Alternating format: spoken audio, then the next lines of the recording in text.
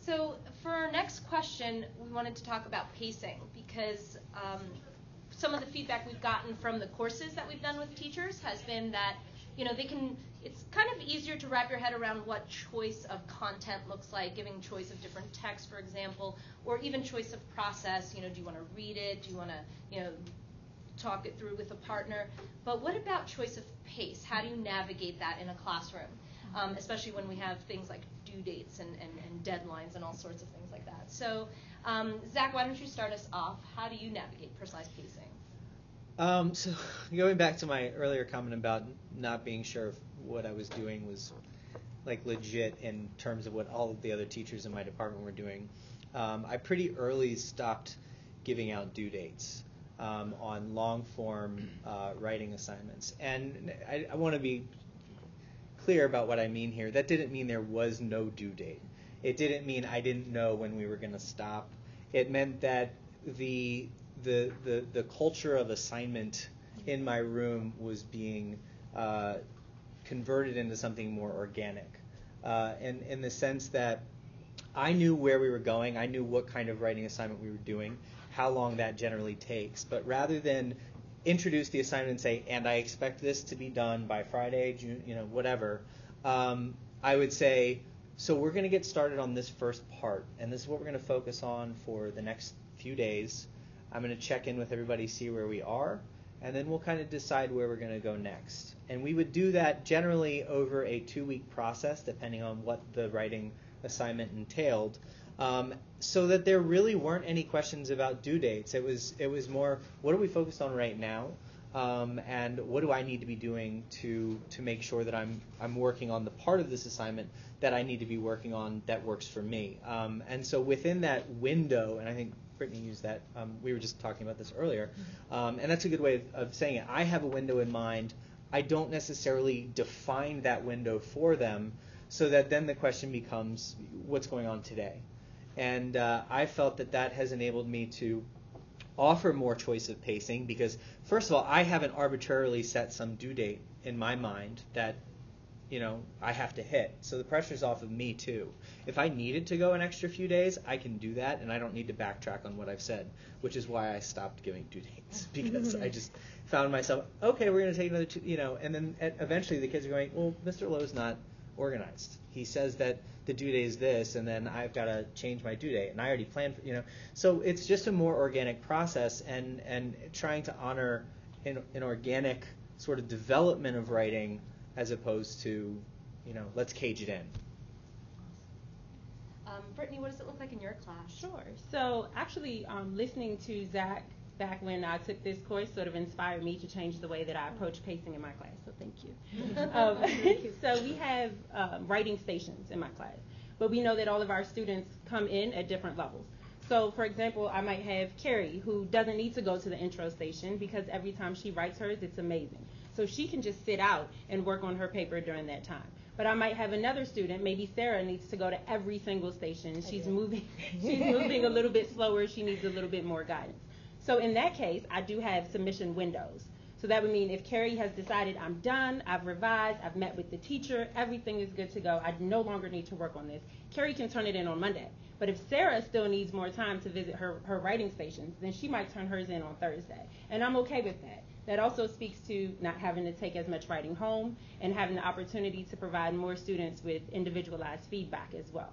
So I've sort of let go, and it's hard to let go of control, and I know that that's something that we're going to talk about a little bit later. But it definitely frees up my time, and it definitely lets the students know that I value where they are and where they're trying to go. I have something else. Go for it. I was like, when's that done? So I also use a lot of the videos. I make screencast videos, and I ask students to watch them at home. And a lot of times that doesn't happen. So when they come back to class, they're able to watch them in class. But I've seen a big change in their engagement because they're able to stop. They're able to ask me questions while I'm right there. Of course you have the kids who zoom all the way through and don't have any questions. But more often than not, they do have questions, and they're able to hit pause, and they're able to go back, as opposed to me standing in the front talking very fast and everyone can't keep up. So that's another way to navigate pacing. And just to add on, they're able to go back, is what she said, and I think that's really, really important. I think that's missing a lot of times from writing instruction in the sense that we all know that we've got, oh, well, there's this other common task and there's this due date and I have to have this many assignments in it or whatever, and it impedes I keep saying this, but an organic sort of development of writing where students are arbitrarily finishing something that they're not quite done with because we need them to move on.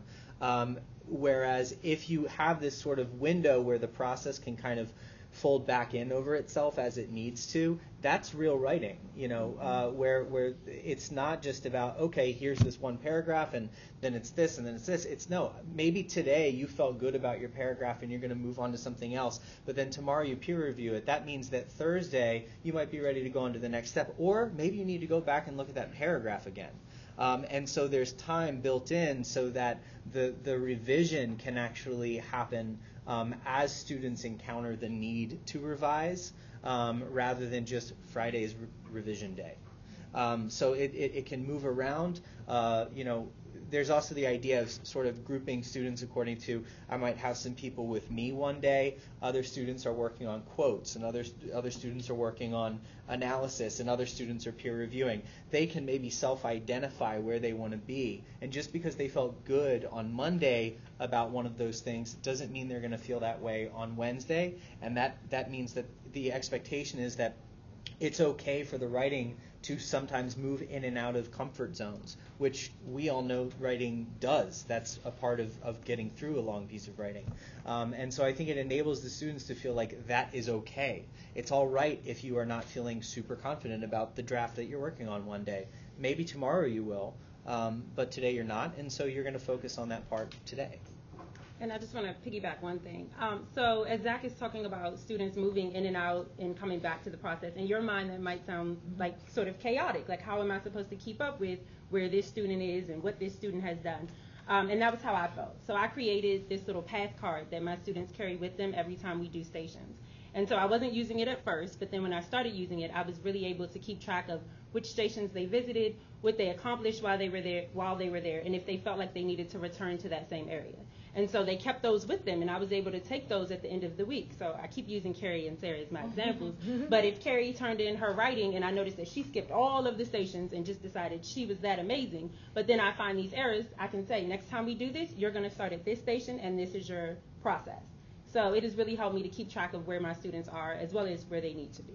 How do you do with the path cards? Excuse me. I mean, I understand conceptually what you're talking about. Is it like a ticket or what?